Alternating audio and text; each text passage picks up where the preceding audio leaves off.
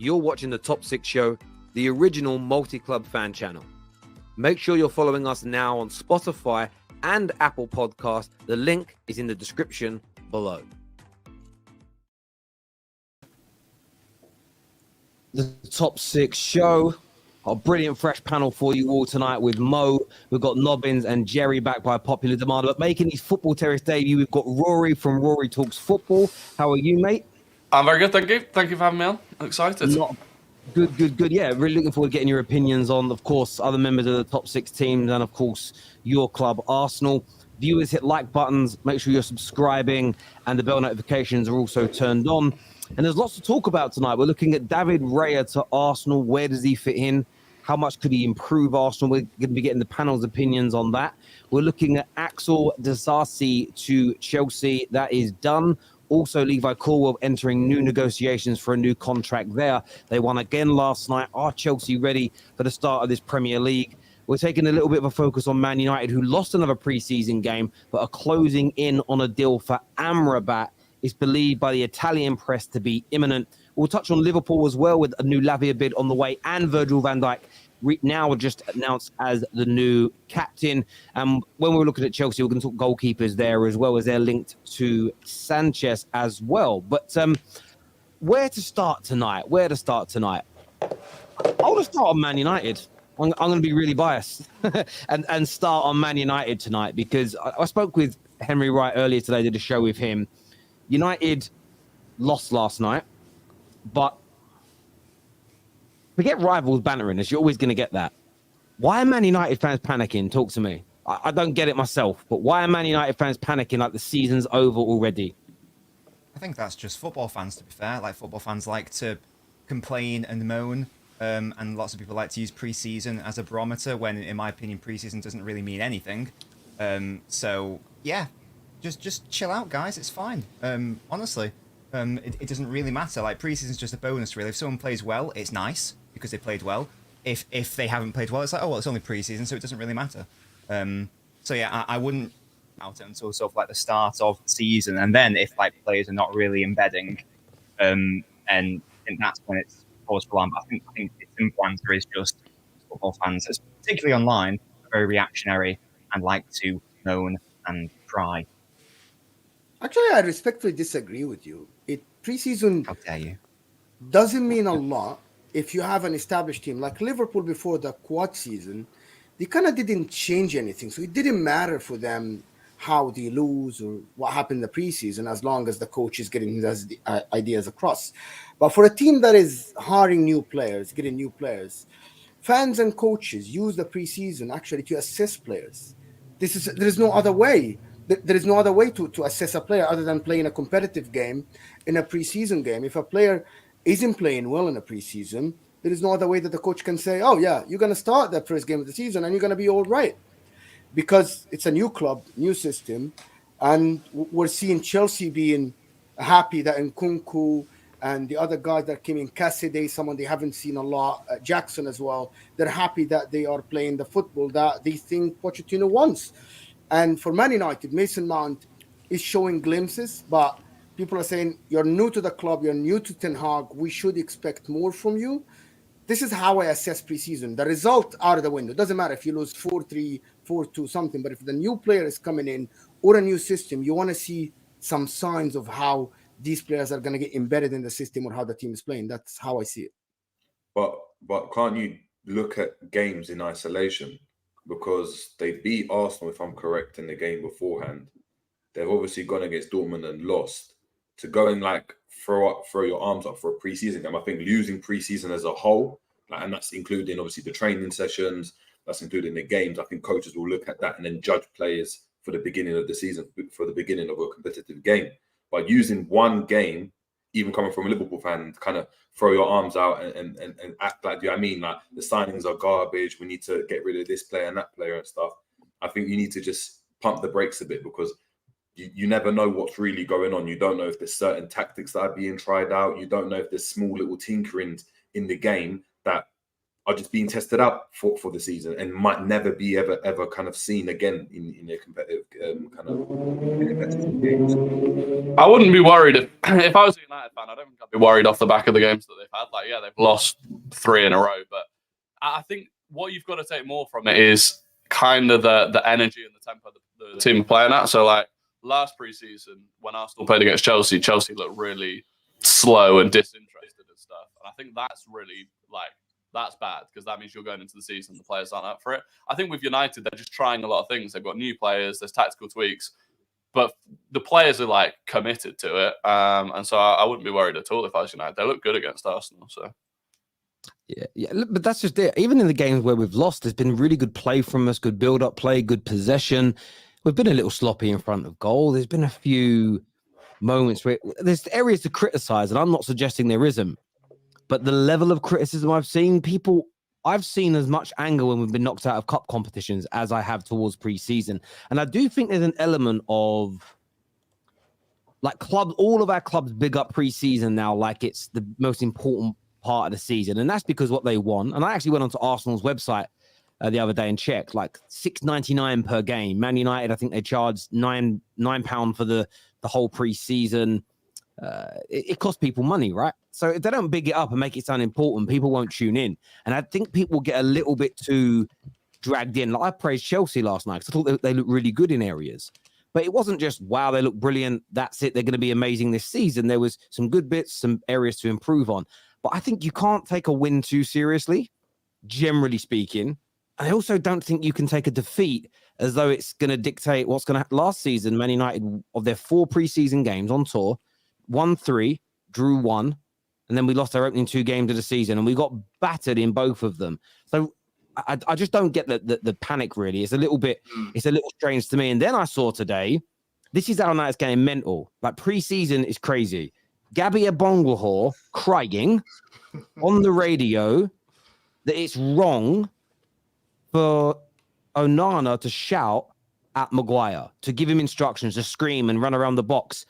Have I missed that? Is this a new thing that's now cancelled? Is players shouting at each other? Is this, or am I too old-fashioned and shouting at clouds here, boys? What's going on? It's a pick and choose, bro. Pick and choose. Let me go ahead, Don. At times, I look at him and I listen to the things he says, and it's astonishing that this guy was an ex-pro, and I actually rated him at Villa as well. Some of the takes he comes with at times, it's like he's never played football before. You know what I'm saying? Onana wasn't wrong for what he did, right? Maguire was he made the wrong decision to play to Eriksen in that position where Eriksen had like 3-4 bodies around him. Do you know what I'm trying to say? So for me, I don't see anything wrong with that. Do you know what I mean? It's part of the game. You're gonna shout at your teammates if they do something wrong. But at the same time, you have to teach them. I don't see anything wrong with what Onana did. And Maguire, it's not the first time he's done it either. So someone has to teach him. And the only way, if you can only do that by shouting at him, so be it. Do you know what I mean? Because Maguire just keeps doing the same old basic mistakes, you know? So I don't see a problem with what Onana did, to be honest with you. Do you know what the problem with Agbonlahor is? That he picks and chooses. So he only chose to see that. He didn't see when Onana spoke to Bruno. He didn't see when Onana still yelled at Lindelof for making the wrong passes and the wrong choices, the wrong angles. I think to be honest, it's an agenda that is starting against Onana, against how the he is coming and showing leadership. Look, I had Onana at my club. He's a leader from the first game he played. He started telling players where to be because he knows football and he has a certain way of playing. And there is a reason why Man United bought Onana, right? To have the right angles, to have the passes. And if he doesn't see this happening, he's going to scream at players and tell them where to be, what to do. And if nobody wants to accept it, they just don't want to play that brand of football. And Agbonlahor, he's just trying to start an agenda, to be honest. I just think he's just a bit of a clown, if I'm being honest, man. He's just not blessed with a lot of brain cells. I mean, like, I guarantee you one of us could go and find a clip of him berating someone on a football pitch for not playing a pass over the top or something like that. Like, I don't know. I just think he's doing it. It's just for clicks. It's either for clicks or he's just not the smartest tool in the box. I think that's simply put him. I can't read the angle that he comes from at times. It's very strange. Do you know what I mean? Because I would expect a lot more for someone. Oh, we lost you. Don has gone in my ears. Your mic's gone. Agbonlahor blocked you, bro. Tried to- The spirit of Gabby, man. Yeah, man. Yeah, on talk again, Don. Am I back? Yes. Yeah. Am I back now? Yeah. Yes. Hang on. Okay, cool. Yeah, no, as I was saying, yeah, with Agbonlahor, I don't know, man. I don't know if whether it's for clicks. It just doesn't make sense to me. It doesn't make sense to me because there was nothing wrong with what Onana did, in all honesty, because you don't expect a player who's been playing at the highest level for quite a while now, Maguire, to be making such a basic mistake. Do you know what I mean? Why would you play to Eriksen under that much pressure? You've gone again. Hang on a second. Unmute yourself for a second. StreamYard's doing some weird. If you can unmute yourself for me because it's muted your end. Let me just check these settings again. Yeah, I don't have KJ. I don't have KJ's touching anything. I'm only saying that because Let me come back in. Let me. the settings on everybody's. You know, he's not cool because the settings on everybody's mics keeps changing, and I've got it set up so it should work. But I keep checking everybody's, and they're all keep getting changed by StreamYard. Yeah, try jumping out and jumping back in, bro. Yeah. 2 seconds. But yeah, look, I listen. I concur completely. I listened to what he said, and he said he's got no problem with it as long as over the course of the season he does it to other players and doesn't just target Maguire. Well, wait for him to only target Maguire 2, 3, 4 times and then complain. The fact that he hasn't played one competitive game for us yet, and you're already criticizing him, it doesn't even make sense. It just feels like, I think you're right, Mo. There is an agenda already set up. By the way, some Man United fans are perpetuating this and lying. Oh, I thought that he was going to make one of our goals two of our goals we conceded last night came from players giving the ball away. And there are Man United fans saying, I thought that Onana was going to make us play out better from the back. Yes, from his point of view, he'll make better balls. That's not going to make Aaron Wan-Bissaka better no one stated that Aaron Wan-Bissaka becomes a better football player because we sign Onana. I can see an agenda starting every goal we concede, anytime we try and play out from the back and it doesn't work, they're going to come for this guy. 110% they're going to. And it's a little sad to see. Maybe I'm, again, reading this wrong, but it's the first time I've seen individual over-analysis and scrutiny on players during pre-season. I've never before in my 37 years seen this type of scrutiny of players during pre-season. It's very strange to me. Very strange. You know what? So forget Agbonlahor. I want to talk about Onana. I should be salty, right? But I'm going to try to be objective as much as I can. What I saw from Onana in the 90 minutes he played, the way he plays the passes, the way he doesn't crumble under pressure, the way he's so composed is something that Man United hasn't seen in 10 years, 12 years. And the way he directs players where to be, I think this is going to do two things. Number one, is going to help some Man United players develop, but also at the same time, it's going to expose some Man United players in terms of their first touch, where they stand on the pitch, how they read the game. And I'm already, and I don't have an agenda and I don't have anything. Varane in the first game, he had to be better. And when he played with Onana, his angles were wrong. And Onana was trying to direct him. That will require a lot of practice. But to be honest, if you want to talk about the positives that Onana did, yesterday, I watched the game. I stayed until 4 a.m. to watch the game. And the guy was just impressive. The way he fizzes passes between the line, I was like, I want this. We sold him for peanuts. And this is what Man United are going to get. Someone who is literally an extra player on the pitch. Yeah, it's crazy. Someone here in the comments says, Terry, it's the truth. Why didn't he shout at AWB, Sanches, Martinez or Shaw for their mistake? Simple answer.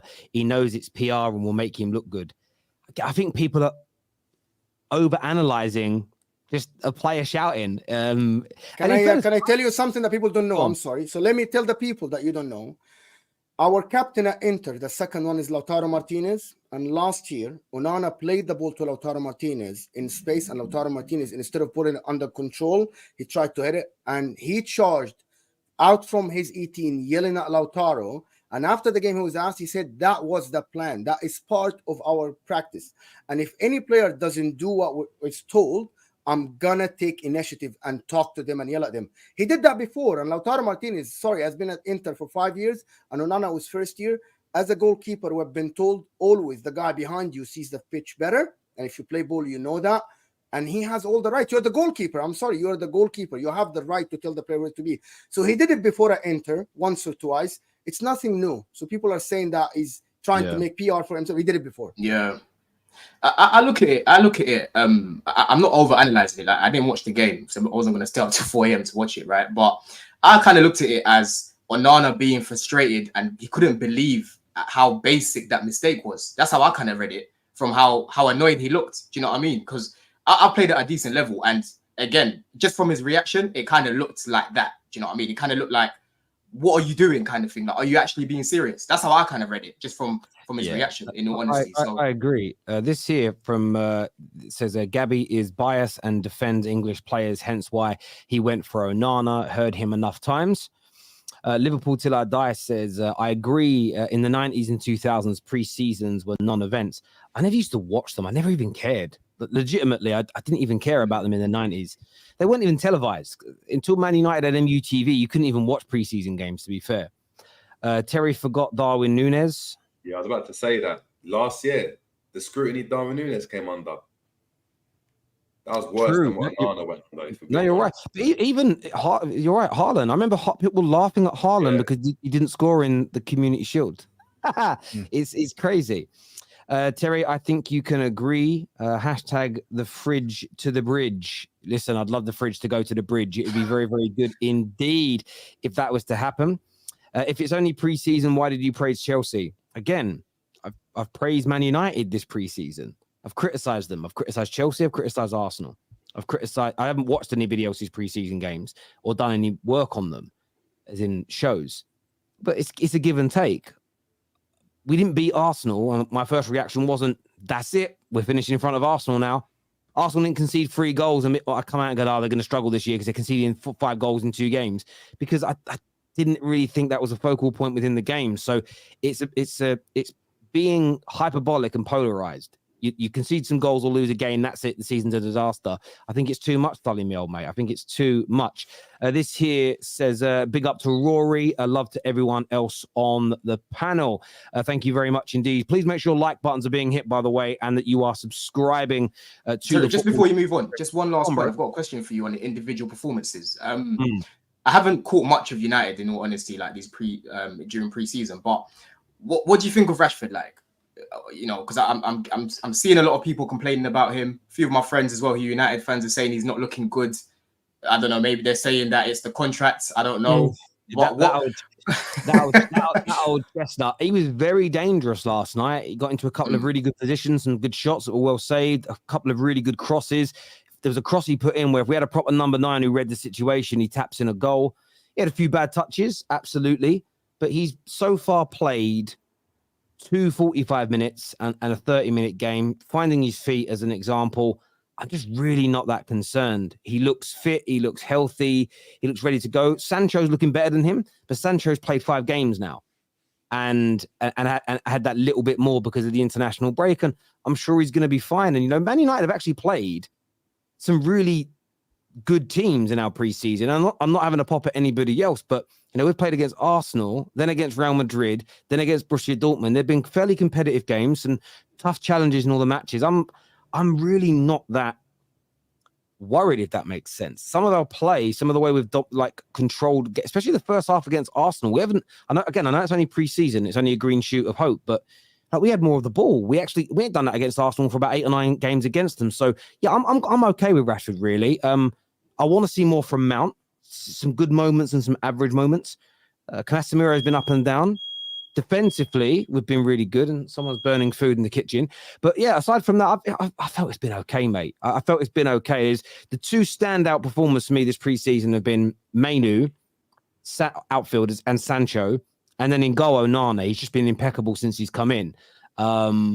I don't really think any of the goals were his fault, to be honest with you. But there we go. Yeah, so I felt it's been okay, personally. You worried about Anthony at all? At all, Terry? You worried about Anthony at all? No. That this is the season that he should deliver now. The output should come. There's pressure. There's pressure on him to be better than last year, and I'm going to apply that pressure. But I think he's going to be okay. I mean, he scored yesterday. Defensively, does a brilliant job for us. He looked dangerous in the attack. Yeah, I'm okay with it. Staffy here says, who did that cross fall to, Terry? But like I just said, it was a great first-time cross with his left foot into the box, but nobody anticipated it and made the run. That's not Rashford's fault. If Rashford puts a cross into the right area, but we don't have somebody that anticipates it, it's not Rashford's fault.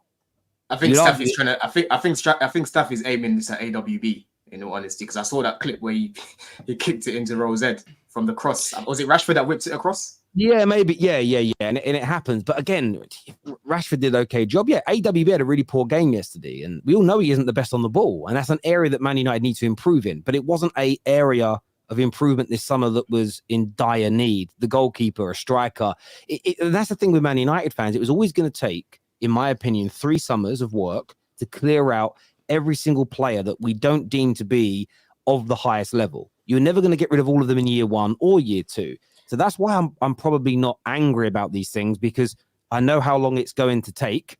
It's taking that long because I know that Lee Gunner disagrees. Me and him have fought about this quite, not violently, but quite loudly. I don't believe you can sell 23 players in one window and buy 23 in one window. I think it would be horrendous. So, yeah, you've just got, there's some elements you've just got to wipe him out and move on with for the season. And AWB and Delo are both that. That you need AWB and Delo to be merged together. Technical ability of Delo, defensive ability of AWB, and you'll be fine. But it wasn't a priority for us this year. So I'm sure we'll address it next season. Another player that we're looking at, though, just before we move on to other clubs, is Amrabat. I want to ask Rory this question. Do you think Amrabat play? A lot of people suggest that if we sign him, he won't play for Man United. What's your take on it? I think he would play. I don't think you'd sign him if he wasn't going to play at this point. But I do worry about his ability on the ball. I think off the ball he's fantastic. But in terms of, I just don't see where you play the ball through midfield if you're playing with him. Does he play instead of Casemiro? Can Casemiro play every game at this point? I don't know. I do think he plays. I think it would be a good signing, especially for like, what is it, 25 million? I think that's a very good price. I just don't know if he's good enough on the ball for me. Amrabat is a better player on the ball than Declan Rice, in my opinion. Watching him, I think his take-ons, like for the people that didn't watch him, like he's actually someone who plays in a team that is the 3rd in Italy in terms of ball position. We saw that against West Ham in the final. They go to any stadium, they try to control the ball, and he is the integral part in that midfield. Amrabat is a brilliant player in terms of like long range passing.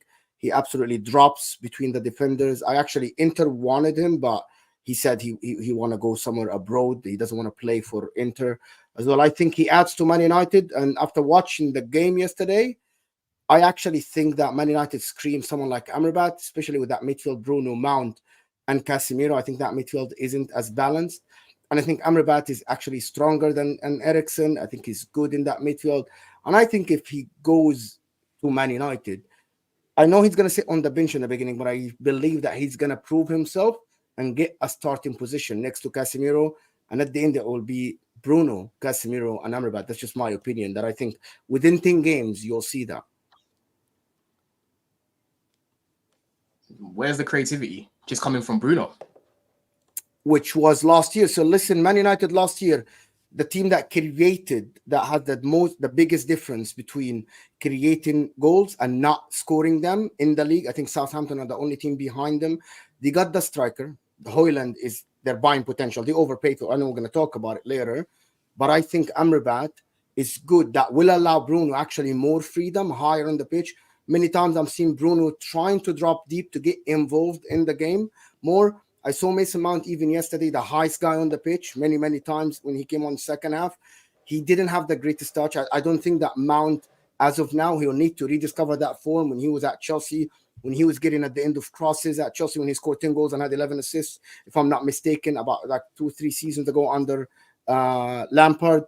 And I think that Amrabat with Casemiro, Amrabat is better on the ball than Casemiro, in my opinion. So No, I think he is. that provides. Definitely is. He is stronger than Eriksen. We saw Man United midfield last season. They were good at their home ground. They were able to impose, but away from home, they were atrocious. And we all saw that. I think Amrabat adds to that. People just discredit Amrabat because he's cheap. Like people want to discredit Jackson because he's cheap. I think it's a good scouting from Man United. Him being cheap is not his fault. He is a good player that adds to the Man United squad. He's better than Fred. He's better than McTominay. At the moment, he's better than Van de Beek. He's better than Eriksen. So I think it's a great addition to the squad for a cheap price. I want him, like I wanted him at my club. I think any club that will have Amrabat will have a great option off the bench or starting position.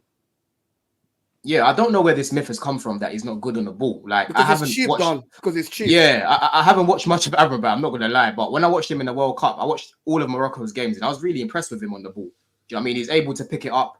He imposes himself against oppositions as well. It's not easy to get the ball off of him. Do you know what I mean? And he drives into space, always looking to play. Not just an easy pass. He's always looking to make something happen. That's one thing that I've realized with him. And again, in that final, listen, he bossed. He looked like the 105 million midfielder. In all honesty, up against West Ham, he was really good. So yeah, I think there's a bit of a myth going around that he's not great on the ball. I think he's very comfortable on the ball, and he can definitely break lines with his passes as well as his dribbling, the way he drives from deep and then just sort of carries it through the midfield. I wouldn't say he's the most press resistant, but I think he can carry his own. Do you know what I mean? I think there's a fine balance when he's on the ball. I think he's decent on the ball, in all honesty. While take I said and got a lot of hate for it, I think apart from McAllister because of the release clause, Amrabat, in my opinion, will be the best value for money in the Premier League next season if they get him for 21 million. Nah, I think it'll be Jackson. I still think it'll be Jackson. Yeah, that's debatable though. But I've watched Amrabat more, so maybe because of that. True. That is true. That's true. Yeah. Like you're basing your opinion based on Jackson 2 games. I doubt that we watched him. I'm not sure about you. I'm not going to speak on your behalf. I'm basing it on. Real. Yeah, when I say Jackson, I'm basing it on the fact that strikers in this market are expensive. Do you know what I mean? We've already seen Højlund go for what, 70 million. For us to get a striker who looks really good for 35. Yeah, there we go. Terrace corrected me, right? But yeah, no. Like, what I'm saying is, when I say Jackson, I'm looking at the striker market, and to get a striker who's looking as good as what he's looking like already for 35 million euros. I think that's a massive steal. Do you know what I mean? I think it's a massive steal. So that's how I'm looking at it. I'm just looking at the striking market right now. Yeah. It's a bit peak. So yeah. I hear you there. This super chat here says, where's it gone? This here says that Amrabat is nowhere near Rice's level. World Cup hype. That's to you, I assume, Mo. He played better than Rice in that final. Rice was poor in that final, in fact. Listen, I'm not saying Declan. People take my words and just twist them. I never said that Rice is a terrible player or a bad player. I think Rice is a fantastic player. But I'm saying value for money. You know what I mean? Rice probably might do more than Amrabat, but value for money. If you're offering me Rice for 105, if you take the money away, I might take Rice. But because of the Premier League experience and playing for England and all the stock, but value for money is what I'm talking about here. This has nothing to do in comparing both players. I hear you. I hear what you're saying. Dan here says, have people watched Amrabat? All of a sudden now he's linked to United. He's average. The same people saying in the World Cup he was levels is what Dan Watson says. Yeah, I don't know what Rory was saying during the World Cup, to be fair, so I can't level that at him. But I've definitely seen people in the comments, especially a few Liverpool fans that were desperate for him, suddenly talk about him like his name's Lee Catamol. Didn't he get into the team of the tournament? Am I right in saying that, Amrabat? He must have done. He must have done. He got in it. Yeah, he was good, man. He must have done. Guna Duke here says preseasons are important and invaluable for managers, coaching staff and players, but not much more outside of that. Can't read too much into them. I agree with you. How is it important, but it's not more than that? I don't get it. I think he means in terms of managers trying things out, getting people fit, looking at different. I mean, it's the only time of the season where you really are comfortable with your manager experimenting. You know, you don't want to go to the first game of the season and go, we did it. Man United did it under LVG.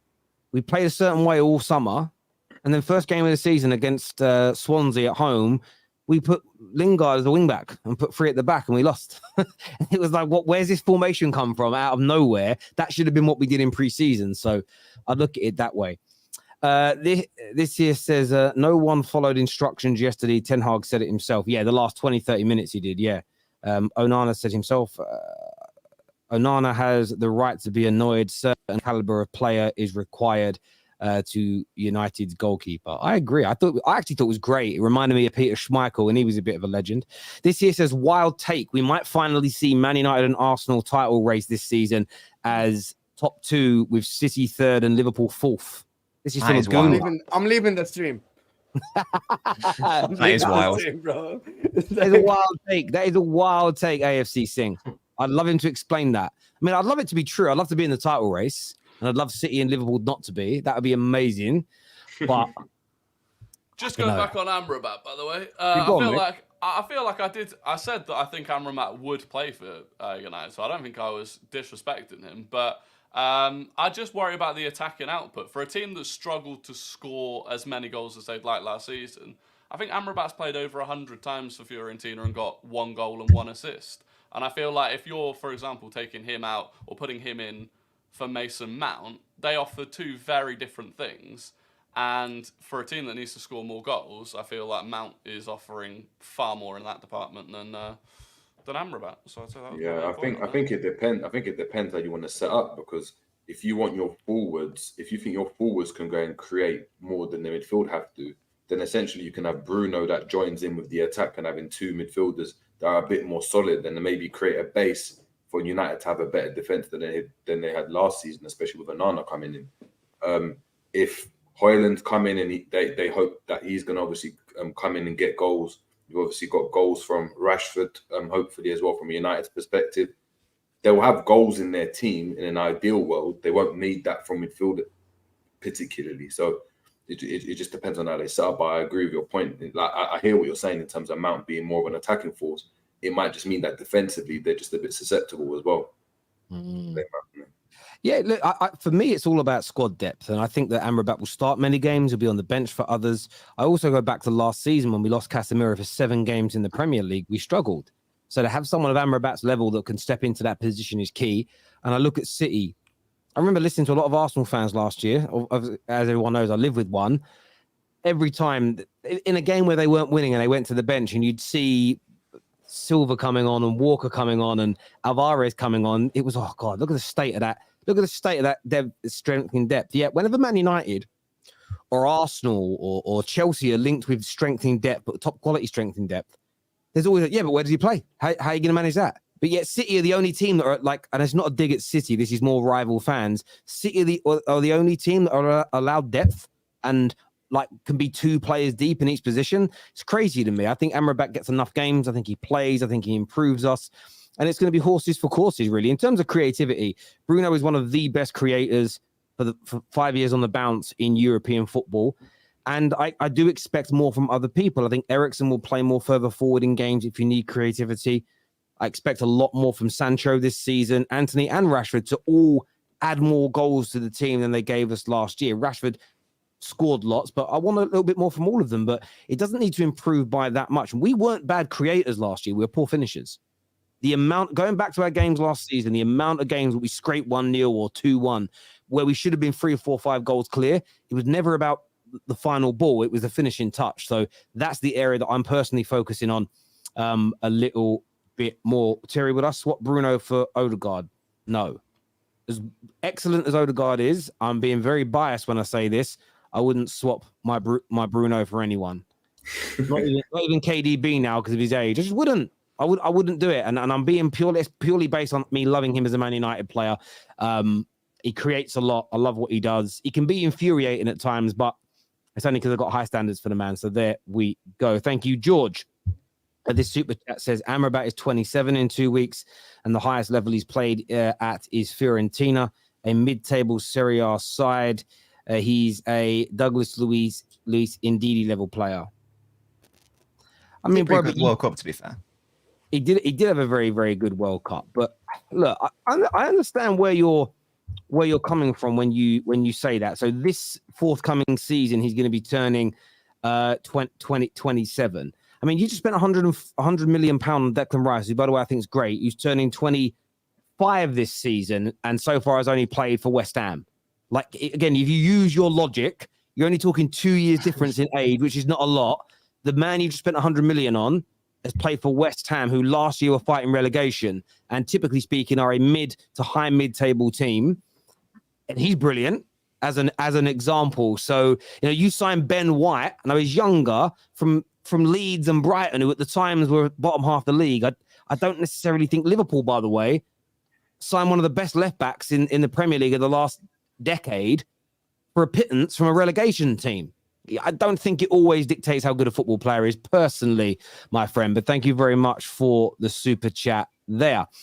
Do us a big favor and hit the like button. Declan Rice has not just turned 23. He's Declan Rice is 24. not 23. He turns 25 this season. I don't know where you're getting that from. 24 years. Yeah, but it's still 2021 there. It's all right. His clocks ain't gone forward. There we go. That's what's going on. I wanted to ask about Chelsea, boys. Your team, Don, you signed some young kid in midfield, Leslie something or other. I'm going to butcher his names. I'm not going to try and say it.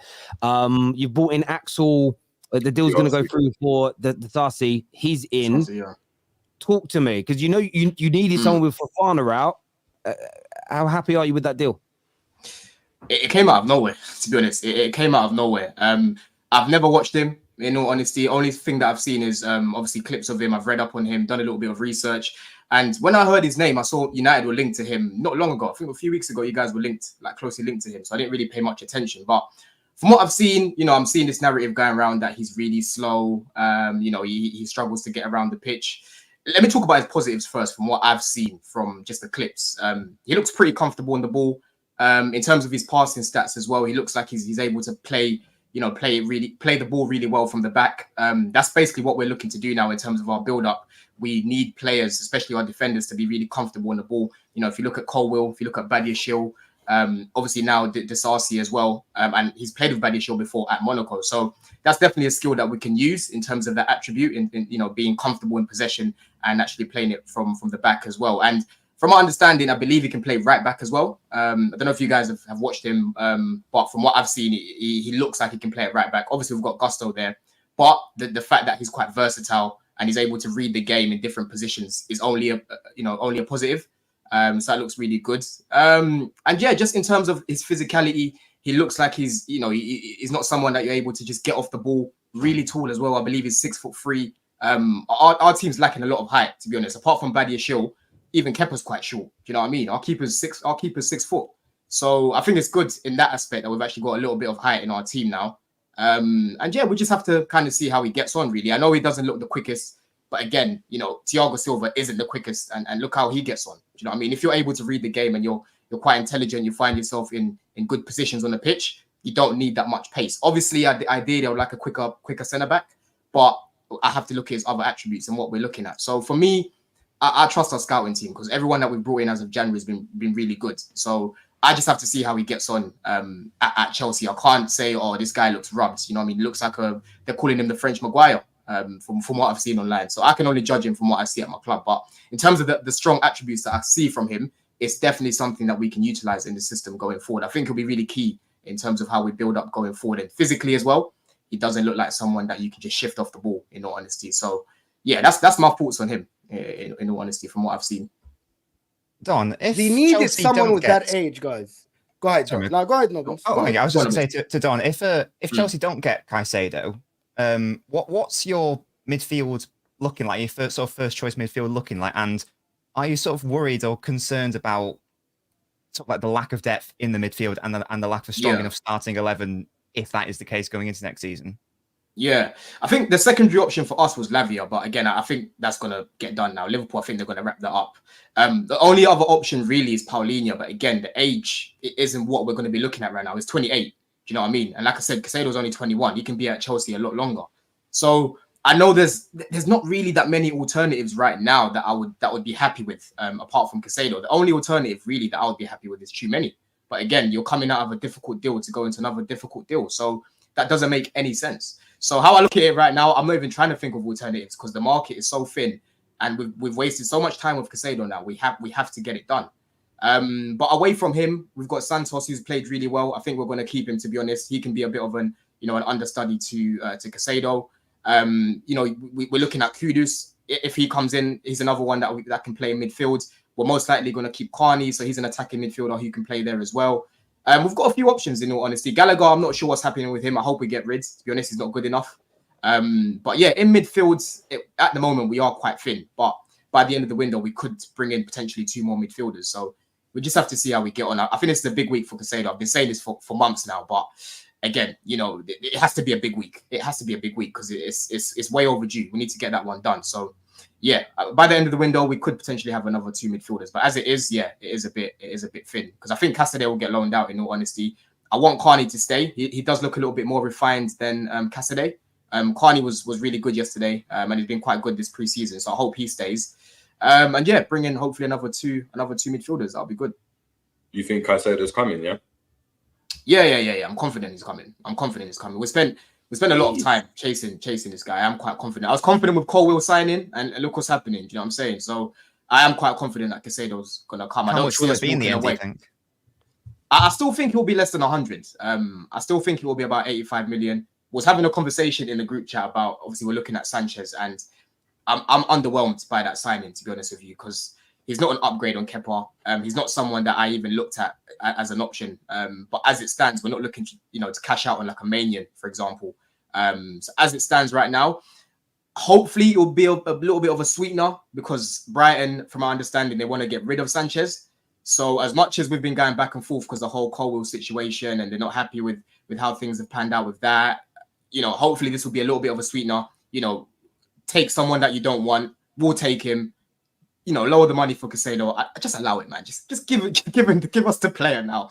Do you know what I mean? That's what I'm hoping for. But Sanches, I'm underwhelmed, man. But yeah, with Caicedo, yeah, I'm still quite confident that we'll get it for less than 100. I was saying this even before we came in for Sanches, but now I'm a little bit more confident. I think, naturally, these are businessmen. So they are going to hopefully use that to their advantage. Say, listen, we'll take him off of you, but let's just work on Caicedo. Let's see if we can bring it down a little bit more. Do you know what I mean? I know they're tough negotiators, but you have to try. You don't get if you don't ask. Do you know what I'm saying? So we have to see how we get on with that. Rory, what's your take on with Chelsea? Big money spent last year. By the end of this window, they're going to be somewhere near that 250 to 300 million spent again. Do you think they're ready for the season? Do you think that the players and Poch and the fans can handle the pressure of spending that and getting straight back into sort of Champions League contention and winning trophies? I mean, I don't think they're going to be in Champions League contention this season. I think that there's going to be a reliance on young players next season. Even though they've spent so much money, there's going to be a reliance on young, fairly unproven players. And I'd worry for them that if the season goes as badly as last season, that's a lot of pressure and a lot of backlash will be on those kids. But I feel like there are certain players that stand out for me. I was watching them last night. That Lewis Hall, I thought looked sensational. And so I do think they're going to have a good season. I think they'll be top half at least, but I don't think they'll push Champions League. And then the worry for them is, I mean, I don't want to talk about FFP again because when I talk about FFP, Chelsea fans rip me apart. But I do worry if they spend again this summer. I know they've just sold a load of players, but if their squad isn't in a place where it can compete for the top four, and they have to go out and spend another 300 or 400 million on top, I just don't know if they're going to be able to do it or if FFP is a myth. But yeah, that would be the worry, is how much more money I still think needs to be spent for them to compete with Arsenal, City, Roy, Liverpool, and United. What makes you think that top four isn't realistic if we get the signings that we need to? I don't buy into the idea that not being in Europe is massively helpful. I think when Arsenal were not in Europe, it didn't massively help us, and when we were in the Europa League last season, it didn't massively hinder us. So I don't think that's a big advantage. And just looking at the teams on paper, I don't Chelsea haven't really improved their squad on last season massively. I don't think yet. Caicedo would do that, but I just look at the squad, and for me, it just doesn't compete with the teams in the top four. I don't think it competes with the teams in the top six. I think 7th or 8th is probably where Chelsea end up. Wow, really? So if we bring in a Caicedo, we bring in a Kudus, you don't think we'll even get top 8? I think if you bring in Caicedo and Kudus, I think you've got a better chance. But I don't think you're going to. I don't know if you'll bring in both of them right now. The way your squad is, 7th or 8th. Yeah. So Rory, I see you you don't rate some of the Chelsea players, the Enzos, you don't rate the Jacksons, the Nkunkus, Colwill that played for Brighton, Reece James coming back, Chilwell. It's not that I don't rate them, not at all. It's just that I massively rate the squads currently that City, Arsenal, Liverpool, and United have. All of them have been playing together or the majority of them have been playing together for at least a season. So this is the big thing. I think And this is where almost not playing in Europe actually hinders Chelsea, because you've got all of these new players. You want them playing together as much as possible. And actually, having some of those European games in midweek would help, because you've got to go a week at a time. Yeah, you can play in training, but you just need match sharpness together. So I think there are good individuals. We need to see how well they play together. I still think there are some big weaknesses in the team, especially across the defence. I don't know if this Disasi guy is going to be good. Who knows how Thiago Silva's going to fare this season. He's another year older, so I think in two years, I think it's players like Caicedo, Lewis Hall. There's a lot of young Santos. There's a lot of young talent in that team. I think in 2 years they could really come through, but I think next season will just be a bit too soon for them. I hear what you're saying, bro, but in the context of Chelsea right now, I think this is a season for us. We basically took a bit of a hard reset. Do you know what I mean? I know what you're saying about European football, because I was saying the same thing about City. I said City love to be in all these competitions because it keeps that momentum going. But in the context of Chelsea right now, we've got a bunch of new players, again, who need to build that chemistry. Of course, ideally, I would like them to be playing more matches. But as it stands right now, Poch is going to have a lot more time with them on the training ground. Do you know what I'm saying? He's going to have a lot more time with them to get fit. And already our players look a lot fitter. And Poch is all about high intensity fitness. So for me this season, I do think that it's quite beneficial that we're going to be out of Europe. Ideally, like I said, I would have loved to get into Europe. But in the context of the hard reset and where we're at right now, I need everyone to be well drilled and understand exactly how we're going to play. So we need to train, keep training and keep training and keep training. 1 game a week, again, the current squad, because we've got rid of a lot of players. I think it will help us. I don't think you'll see a lot of chopping and changing with our starting 11. I think we'll go with the same 11 pretty much every week, maybe a few tweaks here and there. But I think as long as we plug those holes, we bring in a Caicedo. I don't want Sanches. The only thing that's kind of, when I look at the season, I always think, we've still got Kepa. Do you know what I mean? Now we've got Sanches in goal. That's the only thing. But honestly, I think if we get Caicedo, we bring in a Kudus, I think we've got enough there to at least get top 4. Do you know what I mean? We can't use pre-season as everything, but I'm seeing really good indications of what's to come. Do you know what I'm saying? Last season, if you looked at our squad on paper, a lot of people were saying, like, how are Chelsea in this position? Because on paper, again, you've got good players, but it just wasn't being showed on the pitch. But now it's actually being showed on the pitch in pre-season, like I said. So it's a good indication of what's to come going forwards. Poch looks really, looks really serious. He looks really switched on. A lot of the players look really hungry. So I don't see why we can't get top 4 as long as we plug the further holes that we need. I think people are overlooking us a little bit because we finished 12th last season, but that was a completely different team. That team's been flipped. Do you know what I mean? Even me as a Chelsea fan, there's a lot of unknown right now. Do you know what I mean? There's a lot of unknown right now. But what I do know is that there's going to be a lot of good players. And I've seen a lot of good individual performances in pre-season and a lot of fitness as well. So it's looking good. It's looking good. We just need to make sure that we get a few more incomings. They will be done, but you're basing Chelsea having a great season on every signing, every youngster, the manager, everything going in. The stars aligning. To expect that in the first season from a manager, I think is actually unfair on the players and the manager, because he needs to have time to go and build this team up. So if Chelsea were to end 8th and stuff, I don't necessarily think that would be a horrendous like garbage season in comparison to what happened with your team last season. To expect like Jackson looked great in pre-season. To expect Jackson to go and get you 20 goals in the Prem, like that will be, like you said, signing of the season if he does that. Do you know what I mean? No one's expecting that from him. To go and, do you know what I mean? To have a new midfield go and kind of gel and be cohesive, especially leaving this Caicedo deal so late. If you were to even to go on and get him, I think it's a bit optimistic. I think, look, it could happen. We've seen worse things in football, but to go and just see like all these cogs and everything just work and you guys get into the top 4 like comfortably, I think it'll be a long Do you know what it is though, Jerry? For me, like one thing that I was banging on about last season was Arsenal's chemistry. Do you know what I mean? If you look at Arsenal and how they played, you can see that everyone's on the same wavelength. Do you know what I'm saying? And that's what I'm seeing at Chelsea now. I'm seeing a lot of chemistry. And good players thrive off playing with good players. Do you know what I'm saying? If you look at our team right now and you look at our potential starting 11, it's exciting, bro. That's a lot of good players. Caicedo, Enzo, potentially Caicedo if he comes in, and you've got Nkunku in that 10. Jackson up top, you might have a Kudus playing right. You might have a, Mudryk on the left, for example, or Sterling if he's on form. Reece James, you've got Gusto, who's been really good.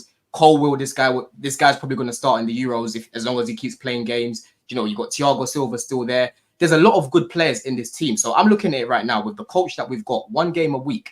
I don't see how we can't get top 4. How it's impossible to get top 4 even. Do you know what I'm saying? I don't think it'll be that far off. Like I don't see us finishing 8th or anything like that. I do think it's going to be a serious push. I don't think we're there to compete, in all honesty, but I think we'll be in and around that conversation of top 4 and potentially even get in there. Just to ask you then, just a quick one. Do you think then that Chelsea would potentially have better chemistry than Newcastle? That's a good question. To be honest, or better chemistry than City, or better chemistry than Arsenal, or better chemistry than like I said, it's as it stands, it's the unknown. But I can still use preseason as an indication of potentially what's to come. Like I said, I'm seeing players who are on the same wavelength. Do you know what I'm saying? Like Mo said, it's important to see these things, to see these relationships, these combinations. Like if you look at the goal with Mudryk and Jackson, that goal that Mudryk scored against Brighton. Do you know what I'm saying? That you can see that they're both on the same wavelength, and they both came out and said it after the game.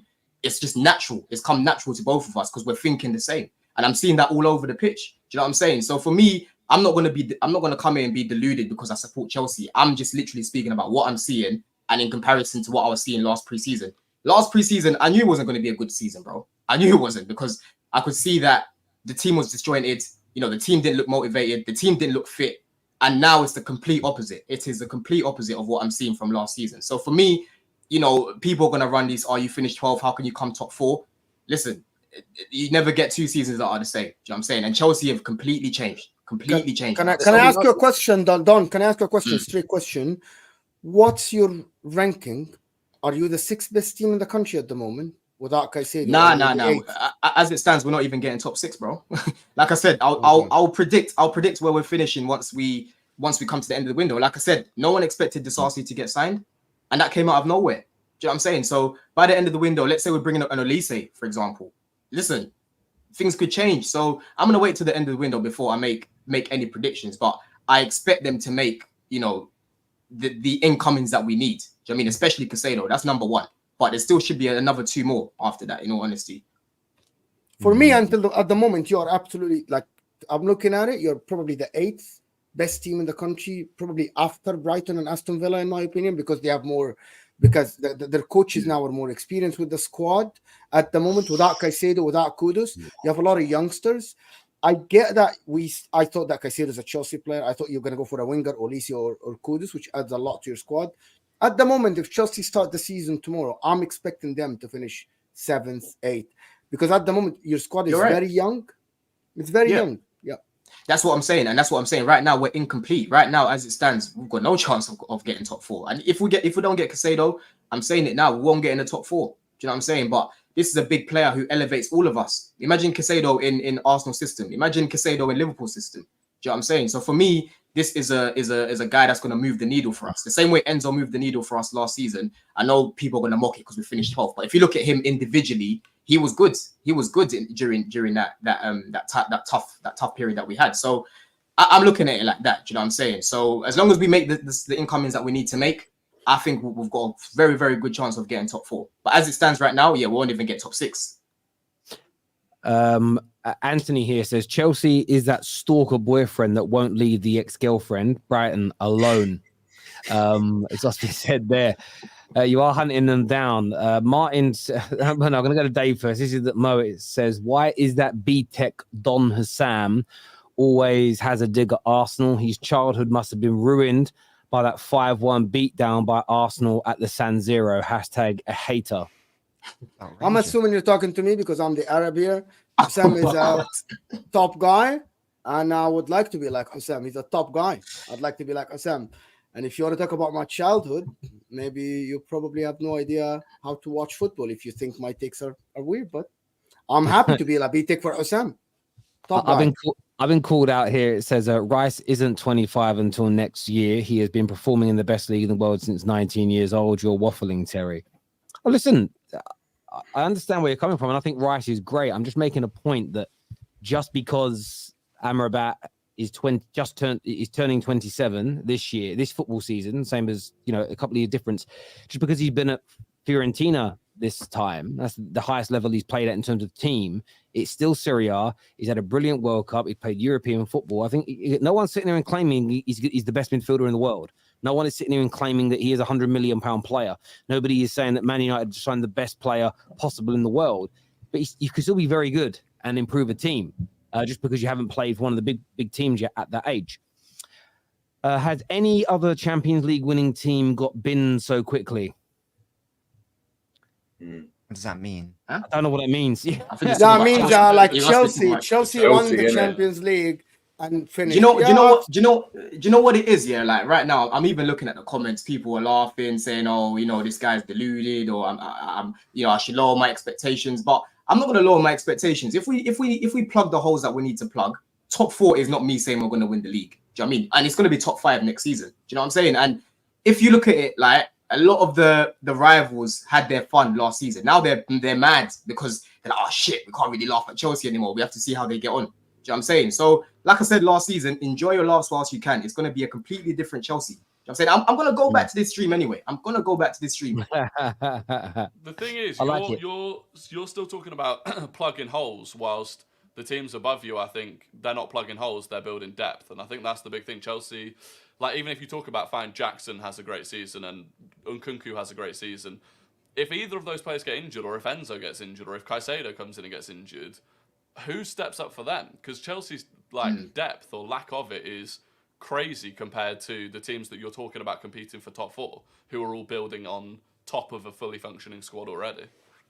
Yeah, no, you are right. Like the squad depth, we just have we have to look at it come the end of the window. We have to look at it come at the end of the window. Then I'll make my my actual prediction of what I think will happen in the season. But you are right when you say that in terms of our squad depth, it's not that strong as it stands. Yeah. This here from a Gun Legend says, "Why ain't the top Italian clubs going for Amrabat?" Yeah, but I thought I PSG. already answered that. Yeah, they are. You know, Liverpool inquired about them. They're probably better than most of the Italian teams right now. So yeah, top teams have gone in for him. So it kind of is what it is. He wants to join Manchester United, according to a lot of the reports. So yeah, that's what I would say to that one, my friend. Arsenal. Moving on to Arsenal, they're linked heavily with David Raya. There's talk that the deal is in advanced negotiations as the price is being discussed. Personal terms will be no problem, according to some of the journalists out there. From your point of view, Rory, maybe a little bit of an unexpected move for a goalie of his quality in this window, but it's been heavily reported by a lot of the top sort of tier journalists. Looks like it's a deal that could happen. How and where does he improve Arsenal and fit into your team, in your view? Yeah, it's a crazy one. It came out yesterday, completely out of nowhere. Obviously, I think most Arsenal fans think we've probably got one signing left in us this summer. No one thought that would be a goalkeeper. I think it massively improves us in the sense that it sounds like it's going to be a replacement for Matt Turner, who's our second keeper. And it's more of like a market move than we didn't start the summer thinking we need a new goalkeeper, but he's available potentially for cheap because he's leaving Brentford on a free next summer if he doesn't go, and we can get some money for Matt Turner. So in terms of the dynamic, I don't know how it's going to work because him and Ramsdale are both good enough to start. A lot of people think he'll come in and replace Ramsdale straight away. I don't think that's the case whatsoever, but he will put pressure on Ramsdale, and Ramsdale's probably biggest flaw is that lack of concentration. He makes mistakes because he just loses concentration. Like big away games with big atmospheres, he's unbelievable. When we're at home against a bad team or a poor team, he loses concentration and makes mistakes. So I think having that constant pressure of an elite goalkeeper in Raya breathing down his neck will improve him. And ultimately, one way or the other, it will either improve Ramsdale and Raya is our number 2, or Raya is better than Ramsdale and replaces Ramsdale, in which case it's an upgrade. So I think it's a win-win. The only way it goes badly is if the dressing room is problematic, having 2 keepers that want to start. But yeah. Hold on. Rory, I'm so sorry, guys. Rory, did you just say that if Raya starts is an upgrade on Ramsdale, or did I hear that wrong? Well, if he replaces Ramsdale, it's because he's better than Ramsdale. So then we must have upgraded on Ramsdale. Oh, okay. I just wanted to make sure that I heard that right. Yeah. Do you think it's better than Ramsdale, Rory? I honestly don't know. I think I find it's easy to make stats look good when you play for a lesser team. No disrespect to Brentford, but when you face more shots, you look like a better goalkeeper. And so I genuinely don't know. I didn't think that Ramsdale was going to come in and immediately replace Leno when he did. And he did. So I'm not going to rule it out. But having said that, I think Ramsdale is... I mean, he's been getting a lot of slander over the last couple of days because he had one bad game against Man United in pre-season. and he's not very good at saving penalties. So I do think it will take a lot of time if he is going to replace Ramsdale. But You think it will take a long time? I think that's. I just think the whole thing is mad. How can you go from? How can you go? Yeah, from having a goalkeeper that's your number one keeper. Do you know what I mean? Your most successful season in recent years, almost won the Premier League. He's got one poor game in him, and your manager says, "You know what? I'm grabbing the goalkeeper for 40 million." This isn't like you're not getting a keeper on a free or getting him for like some dirt cheap price that you can flip in the future. A 40 million pound for a keeper is expensive. If I don't anything, think it's going to be 40 he's telling Ramsdale, yeah, your time is up. Liverpool done the same thing with Karius. The pre-season was poor, and he was gone. Yeah. I don't see how you Arsenal spend 40 million on someone just to go and sit on the bench. Well, it's not going to be. I don't think it's going to be 40 million. It sounds like it's going to be like closer to 30. But the other thing is, it's not similar to Karius or anything, because 2 months ago we gave Ramsdale a brand new 4-year contract and doubled his salary, and all of the talk around that from inside the club was that was to reflect his status as a top 4 goalkeeper. So it's 100% not a thing where we're bringing him in to replace Ramsdale. But Arteta and our goalkeeping coach have always had an eye on Raya. We bid for him in 2020. It was the first time Arteta tried to buy a keeper at Arsenal. He went for Raya for like 10 million and Brentford turned it down. So, there's been long-term interest, and I don't know. It's going to be really interesting to see how it plays out. Oh, but hold on, wasn't Raya? But you're saying 30 million. Wasn't Raya weren't buying interested in Brentford? Were just holding out for 40 M's, and they're proving a strong stance. Or am I wrong? 15 million. That's some people in the comments saying 15 million. That's not going to get Raya. That's their first team keeper. Yeah, Brentford, no, there was a bad report today that we're going to bid 15 and it'll end up at 30. I do think it'll end up at 30. I don't think we'll bid 15 because that's crazy. But Bayern offered like a loan with then an option to buy at the end of that loan, and Raya doesn't want to go on loan, and Brentford don't want to let him go on loan, which would be weird. He's only got a year left, so I haven't seen recently a club with 2 first-team goalkeepers work out, to be honest. One of them has to drop. I haven't seen that. People on everywhere are saying that is there for competition, and I don't believe that is true. Coaches don't want that. The second goalkeeper has to be kind of a lower tier than your first goalkeeper. Yep. Mendy and Kepa. Mendy completely took over the goalkeeping position. Like, it wasn't just one game on, because goalkeepers need to play every week. I'm not sure why Raya would go to Arsenal to sit on the bench in a Euro team where he just got into the Spain team and he wants to be included in the squad in Euro 2024. Unless he sees himself as displacing Ramsdale, I don't see why he would go to Arsenal. Yeah, it's fantastic that Arsenal will have good 2 goalkeepers, first teamers, but I don't think it works because they will. No, they've got their own example with Leno and Ramsdale. Do you know what I'm saying? Leno was good enough to be a first team goalkeeper. He can't play with the ball at his feet, but they've got their own example as well. When you say it doesn't work, do you mean long term you won't keep them both? Because I don't think any Arsenal fan in their hearts, I think it can work out because you just end up with the better of the 2. But you are right. I think within 2 seasons, I just can't see how they're both still here because they're both first team players. And I do get what you're saying, Rory. Statistically, Raya looks better, but then he more crosses go into their box, more shots go in. So goalkeeping stats in that regard can be a little bit kind of disingenuous, if that makes sense. You haven't seen what he's like if he's had to go 20 minutes with doing nothing and suddenly has to handle a one-on-one situation, and that'll only work its way out. But I actually think it's great by Arsenal. I think it shows a ruthlessness to the manager saying, right, really happy with you. You've done a good job. You've got a new deal, but we've got an opportunity here to bring in a goalie that could potentially be better than you. You're going to fight out for your position, and the winner stays and the loser goes. And that's, in my opinion, is what great managers do when there's a chance to bring. It doesn't matter how good your team is and whoever plays, wherever it is. I'm really happy with Rashford. If we had a genuine chance to bring in a better left-sided attacker, I would jump at the chance. I wouldn't care about, who starts, who's going to get left out, who's developing. Isn't there a balance? Because I agree with that, but isn't there also a balance of instilling confidence into your players? Like, there has to be a balance where a player knows within himself, like, I am the number one, and in goal, that's the one position where there's only one position on the football pitch. That someone's a goalkeeper. So when you're looking at keepers, I feel like keepers have always done best when they've known their place and they've had the confidence of the manager to know, like, yeah, Shout. you might have even messed up in that game, but you're still my number one. When you look at relegated or teams that are always fighting relegations or going through they're just in the mud essentially. A lot of the times when they're changing the keepers and stuff, that's when all confidence is lost in the keeper. And you see the keeper's shot, they're bringing in the next keeper doesn't have any confidence either. I think any top team has got an established number one that plays no matter what, any big game, unless there's like an injury or something. I can't remember the last time there's been a proper solid team that's gone on to win major honours that's had multiple keepers just to go into. I don't think it works. The only example I have would be David De Gea's first Premier League title. Him and Van der Sar. No, Danish Van der guy. Sar left. Danish Wow. guy. It sounds like Yeah, Lingard. it It is. wasn't Lindegaard. Lingard. Yeah. Lindegaard wasn't a top, but they shared that season. It was random. It was like De Gea would play 5 games, be brilliant, and then Lindegaard would be in goal for 3 or 4 games. That's the only time I've ever seen that happen, and it kind of, I think that was more to protect David De Gea. But it's a great point. It's a Czech and Courtois as an example. But the plan was to move him on. Exactly. Yeah.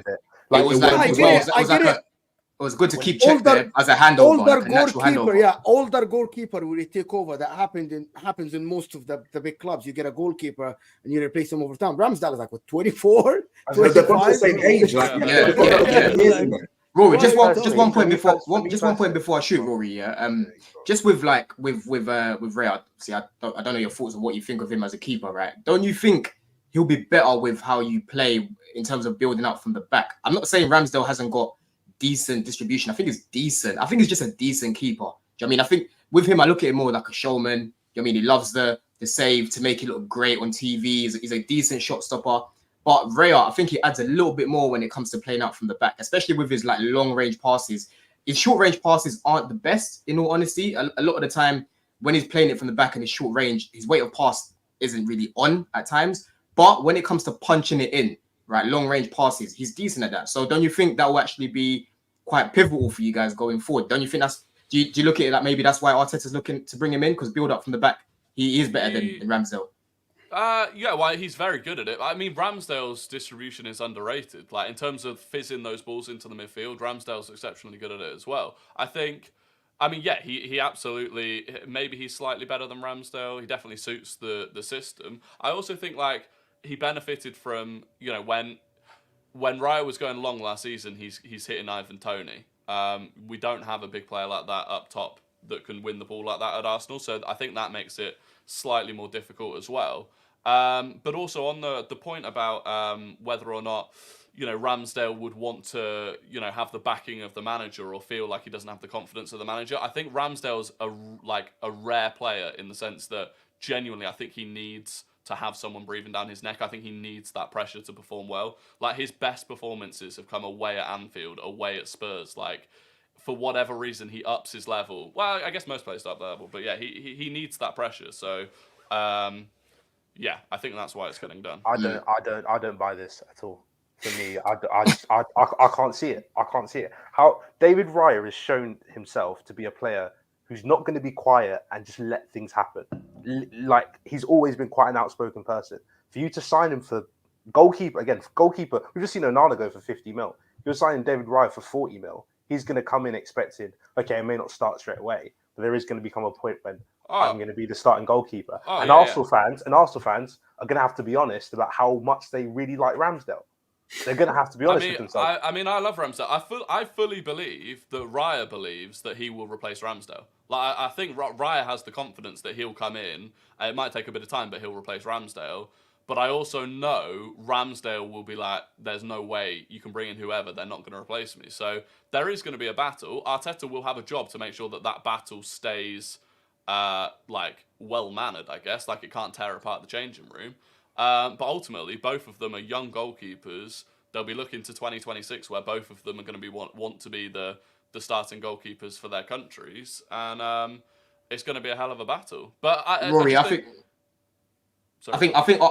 Arsenal fans deep down know that it's not looking good for Ramsdale. It's not looking good. Boys, disagree. I'm off. I also, why would Arsenal have doubled Ramsdale's wage on a new 4-year deal 2 months ago if there was any intention of replacing him. Like, Why would Chelsea give Koulibaly a 400k a week contract? We have questions. Because Chelsea don't know how to run a football I don't club. know the answers. I don't know the answer. I think For me, I think they double his wage because in that moment in time, they're like, oh wow, Ramsdale's playing really well. We need to go and, do you know what I mean, kind of shore up one of our assets just in case and reward him. Now that, I don't know, maybe something's happened in the change room. Maybe pre-season he hasn't really panned out. They've just gone and activated. They've seen Raya available, and as you said, they've wanted him from 2020. You're saying that Arteta's been an admirer from Raya. Ramsdale's the second option, then, isn't it? He's wanted Raya this whole time. So now that he's available, he's like, yeah, you know what, Ramsdale. We'll see. But I don't think one bad preseason game against United has meant Arsenal want to go out and spend 40 million on a new goalkeeper just because of that. So I think they want both. I genuinely do. I think Arteta wants to have both of them, and one of them will come out on top. I was talking yesterday with the guys, and I said that the difference in David Raya and Ramsdale is in terms of long passing, that Arsenal aren't a surprise package anymore. Like, everybody now can open the book and know how Arsenal will play. You know what I mean? Like, last year it was surprise. Nobody expected Arsenal to be that good, especially for that 29 games. They were on course to get 96 points, 97 points. And I think David Raya, with his long range passing, that he can fizz the ball from what I've seen, is an option to bypass the press, which is everybody now, they know Arsenal, they're going to press Arsenal, they know where to press Arsenal. I think Ramsdale as a package is the better goalkeeper. Not having the long passing range doesn't make you a worse goalkeeper. I think Ramsdale is a better goalkeeper than Raya. But Raya's weapon of long range, I've seen it with Onana, Alisson, and Edison. It provides a completely different option, especially under pressure. And Ramsdale doesn't have it. I have seen him just booting the ball to the throw-in because he cannot connect that passes. It's good. Certainly going to be interesting. Some super chats here. First one says, bring in Raya to maybe complement long ball play, hence someone like Havertz winning duels in the air, is what's been said here. Cliff says, we need a striker. This makes no sense, but our fan base is still drunk over Rice. Whatever dosh we have left should be spent on a striker. Rory, do you think you're in desperate need of a goal-scoring number 9? I see a lot of Arsenal fans talk about this online. Do you agree? No, it's been rattling me, this whole we need a 25-goal-a-season striker spiel. We just don't. It would be nice to have, but it's not what we need to spend our money on right now. And you look historically, people, Spurs had Kane scoring however many goals he scored last season. It didn't improve the team. Haaland, he scored loads of goals. The season before that, City's top scorer was De Bruyne on 15, and they scored more goals that season and got more points. So we're not lacking a goal-scoring striker. What we're lacking, I think, is a different profile of striker. Like you were just saying, in terms of bypassing that press, that was the big difference last season. Against City, we couldn't bypass the press, whereas they did to Haaland. So I think, if I was going to buy a Brentford player, it'd be Ivan Toney, not David Raya, probably. But I think it's the profile of striker more than we need a goal-scoring striker. Like, we scored more goals in the Premier League last season than any Premier League season before for Arsenal. So scoring goals isn't the issue. What do the panel think about that? Because do you agree with Rory on that that's just not really the concern for Arsenal goals? Go ahead, Dave. I was going to say, I agree, but in a different sense of, I feel like you need more improvement in different positions. In terms of, I do think you will need a striker eventually. I just don't. I've never backed Gabby Jesus as a sole striker myself. I just don't see it personally. But I think you probably need another centre back. I think you probably need another midfielder, personally. Because for me, Kai Havertz is not a midfielder. I'm a Chelsea fan, in case you didn't know. I've watched this guy try and play midfield. It ain't working.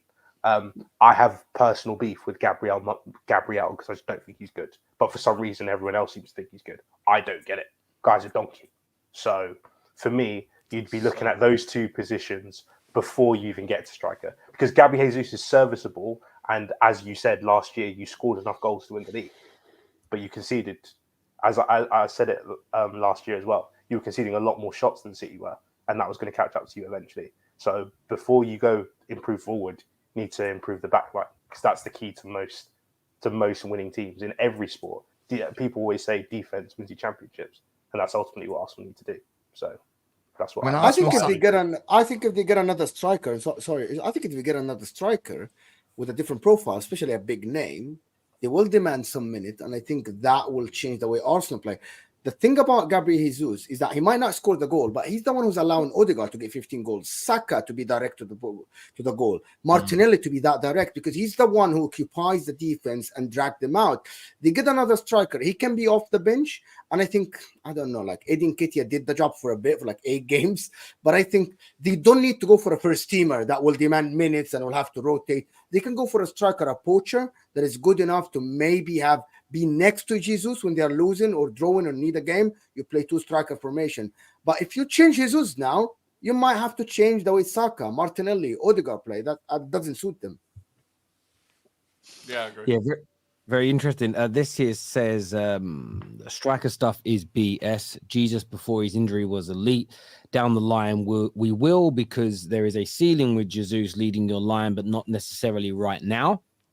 Tevin here says we need a right winger over everything. The Raya links make no sense, but it seems to be an opportunistic signing. But let us see. Saka cannot play 70 games. Yeah, I think Arsenal definitely looking at that role as well. It's going to be intriguing to see what they do. Gunnar Sol here says we don't have a fixed 11 except Saka and Saliba anymore. Arteta is cooking. We can adapt to any opponent. You're quite a big fan, I understand, Rory, of Arteta. Is that right? Yeah, I'm a big Arteta fan, massive Arteta fan. Yeah, I think the way he's like he's changed everything at the club from top to bottom, and I just don't think people recognise like how bad the state of our club was when he joined. You look at every single player pretty much that he inherited, bar Aubameyang, has gone on and not achieved anything. Like no single player that he inherited and got rid of has gone on to do anything. So, he's barely had any flop signings. I get Fabio Vieira's probably his worst signing that's cost any money, and I still think there's a player there. And yeah, the fans are more connected with the club than they've ever been. I don't know what more he could have done in the time he's had, to be honest. Can he do no wrong, though? Win a trophy. No, of course he can do wrong. This whole Raya Ramsdale thing, it could go horrendously. But for me, so far, he's done very little wrong. And the big calls that he's made, whether it was Aubameyang or whatever else, the big calls he's made have paid off massively. So this here from NFL says Ramsdale has a poor season and people are overreacting. He's easily a top 5 goalkeeper. ITL? In the league. In the league. In the league. There we go. No one complained about his distribution, and he's just good now. Top 5 goalkeepers in the league, people? Ramsdale? Yep. Probably, yeah. Yeah, like if someone said it, I wouldn't. Do I mean? Like, I'd say I'd now. combat them about it, but Ederson, Alisson, Onana, Ramsdale, Raya. There we But go. nobody rates Nick Pope. It's absolutely like astonishing to me. No, he's a good shot stopper, but again, in this, as your team progresses, having a ball playing goalkeeper is very important. Yeah. But they compensated for him really well. Best defense. They still play from the back. They press. I think they got the best out of him, and he's one of the best shot stoppers in the league. I would have him in the top 5, but he'd probably be 5th. Yeah, but also if Newcastle want to start competing for the league or anything higher than what they achieved last season, they're going to have to change their style of play away from that defensive block. So, and when they do that, they'll need a keeper that can play up from the back. This year says multiple competitions require multiple tactics. That requires multiple team formations, is what Raul says here. Blaze says Arsenal fans are so cringe. I'm genuinely seeing threads on Twitter saying Arsenal have 2 of the best top 5 goalkeepers. Some way they never rate Rice the same way they never rated Rice over Partey.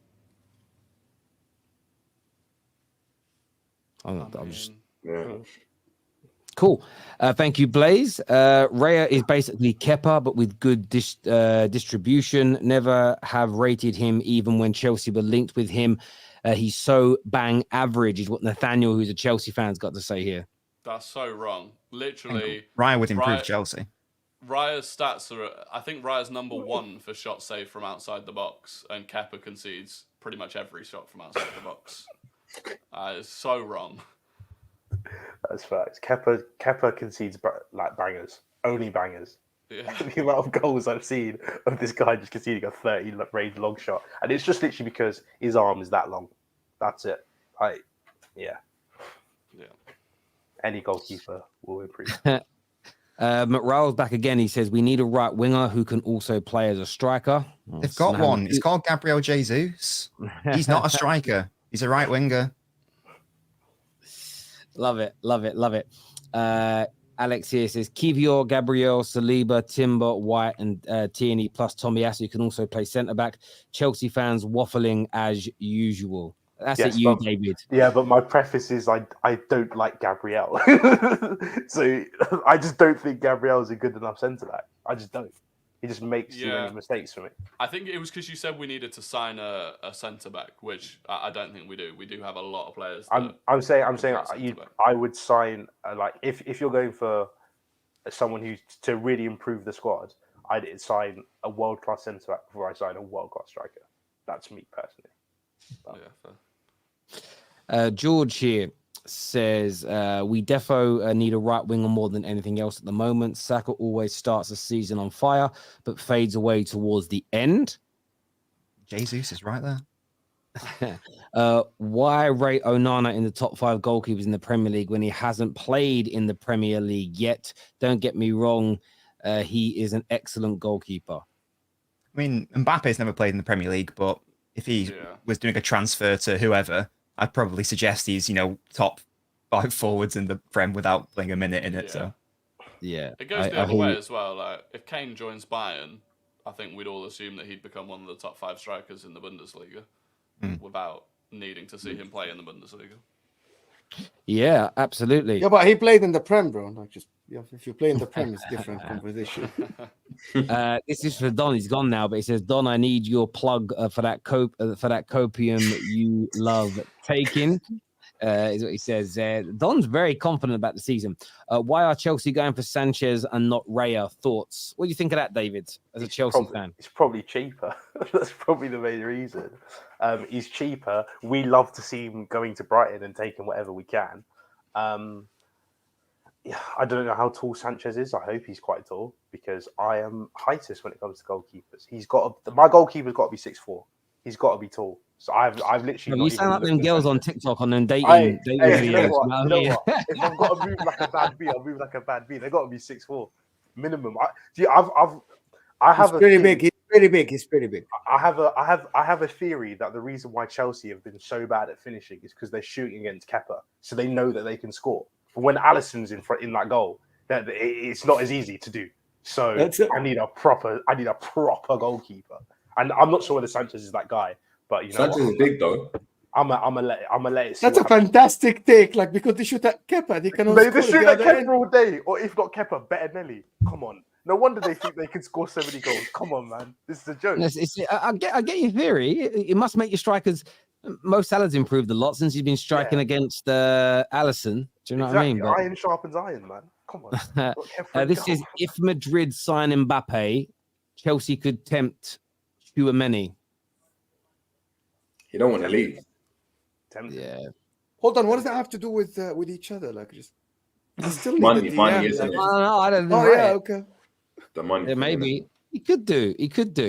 I wanted to ask, get your take on Harry Kane, people, while we're here. Rory, where do you think he's going to end up? Do you think he's leaving? Do you think it'll be Bayern Munich, or is there a Premier League sting in the towel in this? I think he ends up at Bayern. Bayern have been absolutely humiliated in this transfer window so far. Every player that they've gone for has ended up at another Premier League club. I can't see them letting it happen again. I think Spurs are resigned to losing Kane at this point.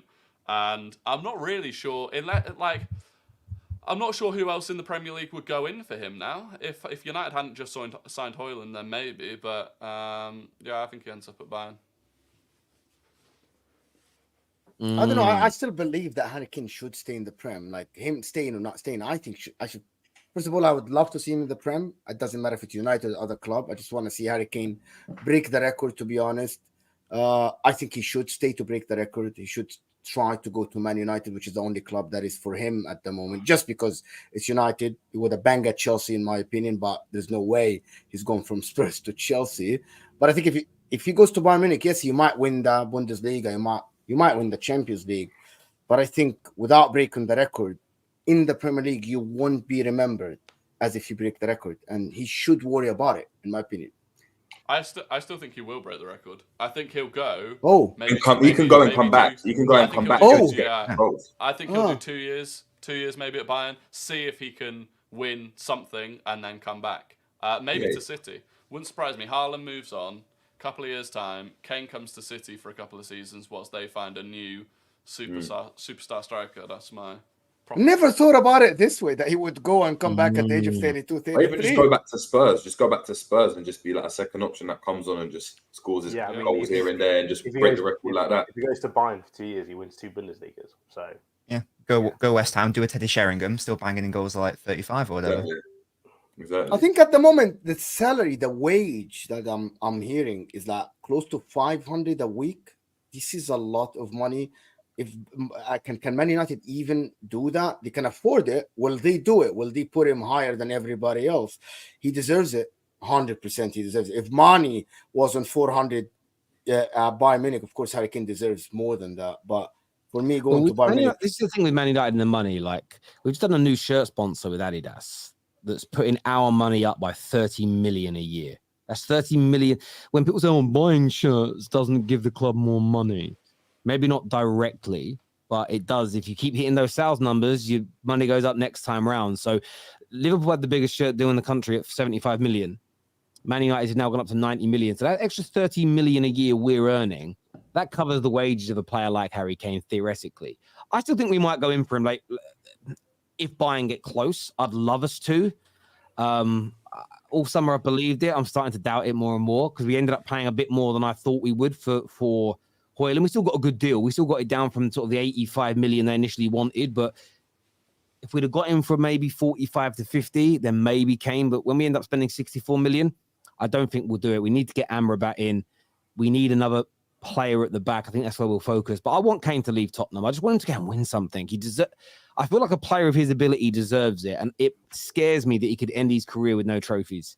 I know Gooners won't care. Chelsea fans won't care. But I love Harry Kane. And I want to see him win something. And look, if he goes Bayern Munich, if he was playing for Bayern Munich last season, they could have knocked City out of the Champions League. The amount of chances they created in the first leg, someone like Harry Kane's going to score some of them. And I think Harry Kane also needs to go to a club where all the pressure and expectations are not on him, where it is shared out amongst players in multiple positions at the club. I think you'll see him handle that better. When he plays for England and when he plays for Spurs, Kane will do it for us. I don't like that attitude. It has to be that the responsibility has to be spread out. So I think he'll leave. Bayern Munich is definitely the best option for Tottenham as well. It really is, because they can't afford it. They don't really want him going United, and they definitely don't want him going Chelsea or, dare I say, Arsenal next summer for free. Because, again, a lot of people think it won't happen. I never say never in football. We've seen, I'm old enough to remember Figo moving from Barca to Real Madrid. Everybody would have told you that it wouldn't happen. I've seen it. Sol Campbell, none of you, barring Mo, were born probably when that happened. And every Tottenham fan and his dog said, no way I'll ever do that to us. And he did. Harry Kane, I don't think Harry Kane's as loyal as clubs. Clubs aren't loyal. Clubs are the most disloyal people to players. When a club's done with you, they discard you like a piece of used tissue paper. Players have got to treat the clubs the same. At the end of the day, if Arsenal offer him good money and they win a Premier League next year and they're looking great and they had a Harry Kane to it, first time ever they could do a retaining. Listen, everything's on, in my opinion. It'll be hard, but everything on. What does it say here? This is Thanos, who's a City fan, long time no see. Says every other team is competing for second place. I want to ask you, JJ, on that. Liverpool. Yeah. Because Dom Hussain believes that you guys are going to push City harder than Arsenal next season.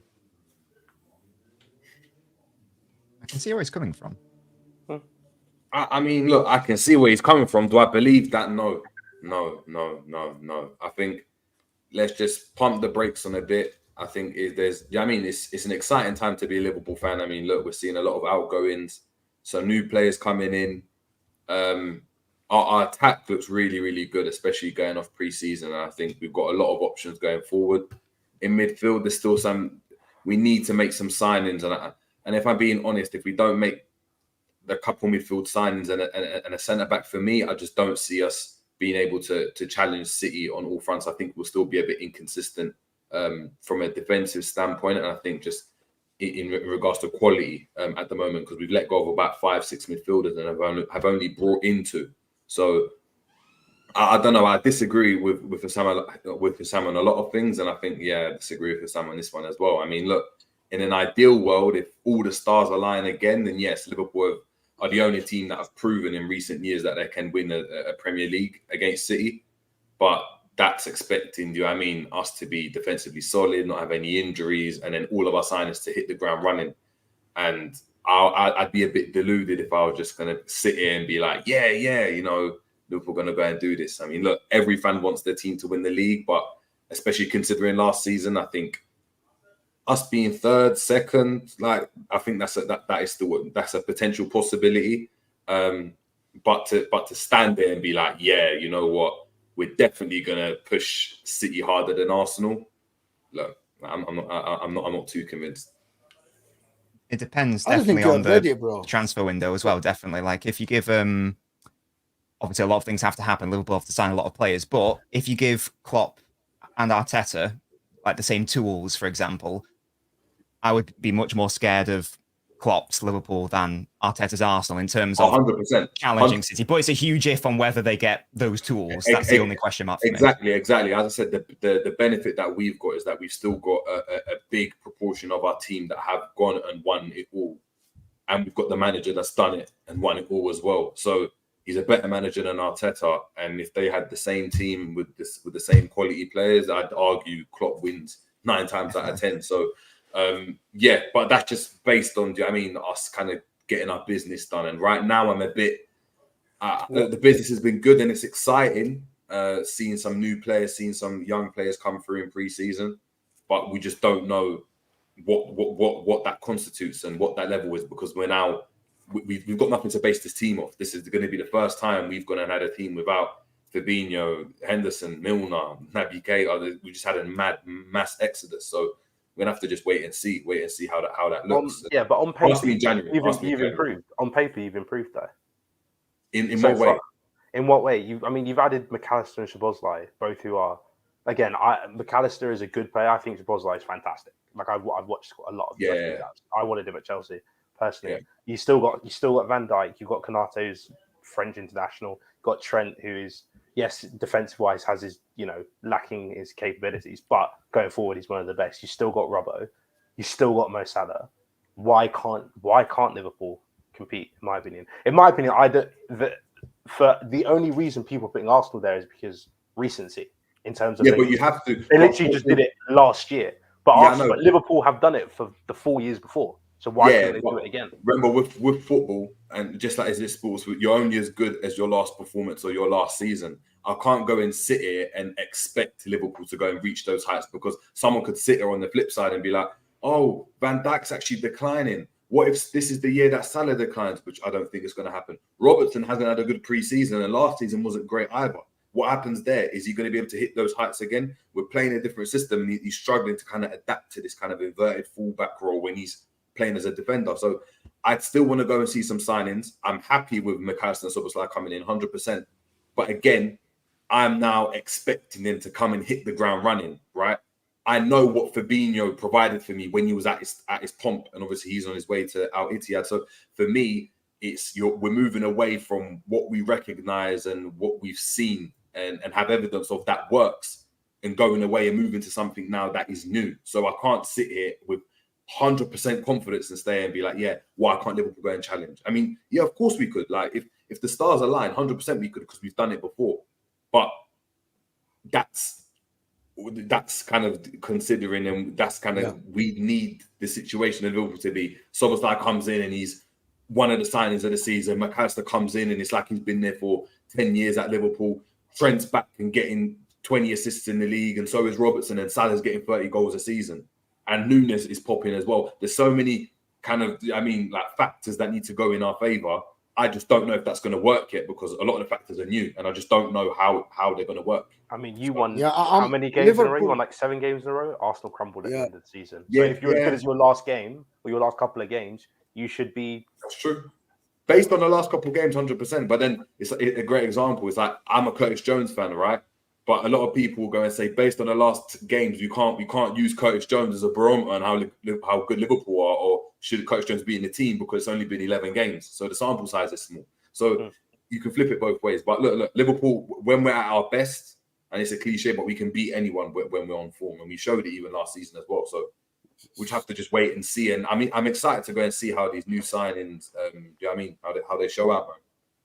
A couple of essential pieces that are missing from Liverpool. Number one, with Ibrahima Konaté's injury record, he missed more than third of the season last year, 13 games.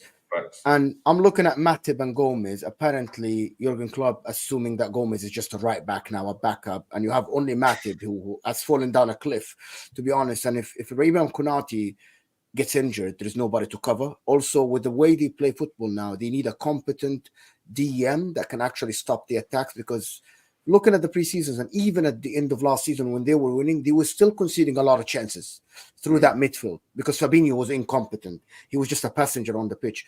And having Lavia or whoever, Lavia's inexperienced for me, he's not ready to take that role as the main defensive midfielder at Liverpool.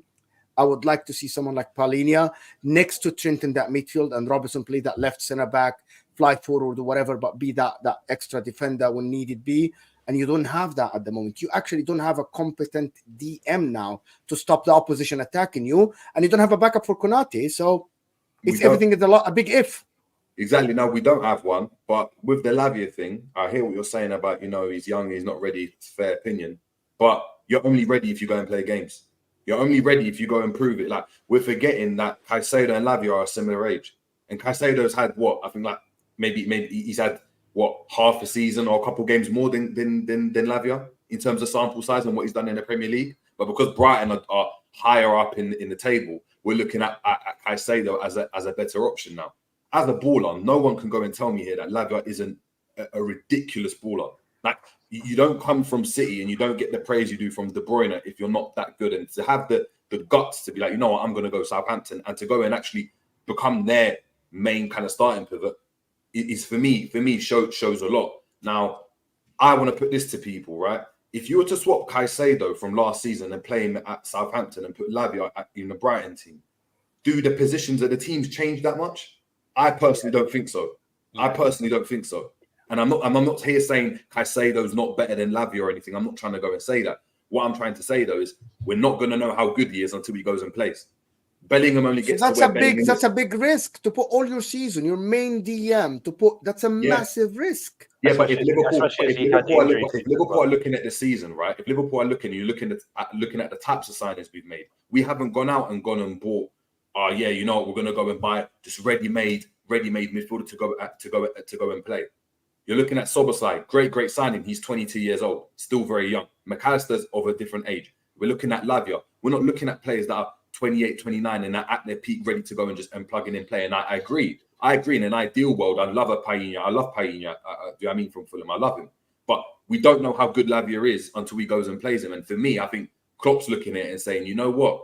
We're trying to go and, even if we don't win the league next season, we're trying to go and secure Liverpool for the next 2 years. So after I'm gone, the team's now ready, and you've got Lavia there, who's had 2 seasons being a DM. Would I love a more experienced kind of player in there alongside a Lavia? 100%.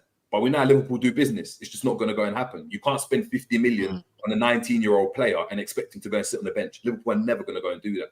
So if Liverpool are up for spending 50 million on Lavia, that's the guy they go and see to go and work. And you don't know how good he is until look at Enzo Fernandez. Enzo Fernandez, he's young at Benfica because he's gone to the World Cup, had a good World Cup. Chelsea have decided to put their money into him, and now look, it was a big risk as well to put that pressure on a youngster, but he's come out. It's going to be certainly be intriguing, but there's some breaking. Chelsea are now back in talks with Juve through intermediaries for a swap deal for Lukaku and Vlahovic. He goes on to say that they did discuss this internally at Chelsea it says, but has been rejected in July. I don't quite understand that. Maybe he's alluding to they've changed their minds and they're now going back in for him. But Chelsea are starting talks again with Juve to do a swap deal, David. Vlahovic in at the bridge. If they've said no to it once already and they've changed their mind, is this a little bit of indecision from Chelsea, or are you excited about it? Anything to get Romelu Lukaku out of Chelsea, I am in favour for. Everyone will know who's been watching this show. I was the one guy who said, I don't want him. I don't want him at my club. He's bad. He can't play football. He's not cutting it. And he came to Chelsea. He didn't cut it. He went to Inter. They don't like him. Juve, their fans heard about rumoured links and they went to the training ground and they were protesting. So no one wants this guy. So for me, whatever you have to do to get rid of him, get rid. And if you're going to bring in Vlahovic, who, yes, might not be the best guy in the world, but he has the potential to do well at Chelsea. He has a far better potential at Chelsea to do well than Lukaku does, because Lukaku don't even want to be there. So for me, if you can somehow finesse that move, do it. Just do it. I don't care. I don't care who it is. If you said we're swapping Lukaku for some guy who got 10 goals in the Bundesliga and he's 20 years old, he might be all right in the future, I would do it. I don't care. I just want him gone. He's just dead weight. He's dead weight. I don't mean that because of size, but he's actually just dead weight in terms of he can't do anything. He's useless. So get him gone. Off. I can see Mo just dying inside. Actually, no. He can't ball. He cost you a Champions League. He cost you a Champions League. To be honest, I actually don't care. I said months ago that Lukaku's just a mercenary guy that will just kiss the badge that he plays for. And I can go back to tweets and you can see my Twitter. And I said that Lukaku, at the moment, Chelsea can give us Lukaku for free. We'll pay his wages. Or they can just take the club and play him under the 21. I don't think the guy is worth 10 million at the moment. I'm being dead serious about that. At the moment, nobody, like they wanted us to pay 10 million a loan deal a year, and then we said no. And then they wanted Inter to pay 30 million. Inter said no. He is not worth that money. I agree with David. Just get rid of him. It doesn't, like Vlahovic can never be worse than Lukaku for Chelsea. You know what I mean? Like, he can't. It's impossible. It actually can't be. He can't. I rate Lukaku. I like Lukaku at my club, but I would rather spend the money on somebody else because his injury record. I like that Lukaku gives Inter everything, but at the end, he doesn't play for the club. He plays for the money and for the love. Lukaku is like the girl. When you like her and love her, she gives you everything. Once you turn on her and tell her to cook, she's like, what? I'm going to the next guy. It's Lukaku guy, to be honest. Mo is speaking for himself, but yeah. Like this Jason, guy, when the fans turn on him, and I'm going to tell you that, when the fans turn on him, he will tell you, no, I want to leave the club. And it's going to happen at Juventus. It happened to every club before with him. Jason here says, Terry, you need to sort your panel out. City, Arsenal, United, Newcastle, Liverpool, and Brighton is the current top 6. Is what he says there. 7 centre-backs at Arsenal, but Chelsea fans think we need more. You're still getting pops, David. They're still giving pops at you. Like Gabriel Magalolo, whatever his name is. Don't get it. AMT says Claudio Bravo and Stegen. Yes, good, decent shout for that one there. Decent shout indeed. Look, I want to thank the panel for coming on today. I really, really do. Do me a favor and hit the like button before you leave, viewers, and make sure you subscribe and have bell notifications turned on. We're back tomorrow with Ben Jacobs in the morning, Lee Gunner in the afternoon, so make sure you're all tuning in.